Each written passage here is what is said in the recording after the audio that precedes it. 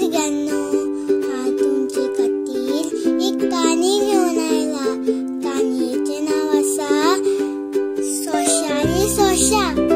बरोवपी शंकर रामानी। आयकुया तर। सोशा सोशा फुलय कान, झाडाचे पडले पान।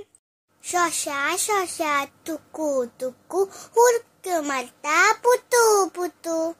सोशा सोशा कुरू कुरू, गाजर खाता कुरू कुरू।